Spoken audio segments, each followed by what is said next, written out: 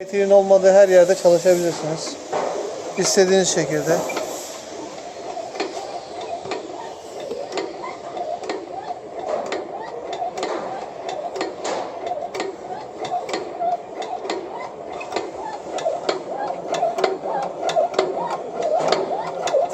Yağın içinde gezdirmeden bile rahatlıkla çok rahat dökersiniz.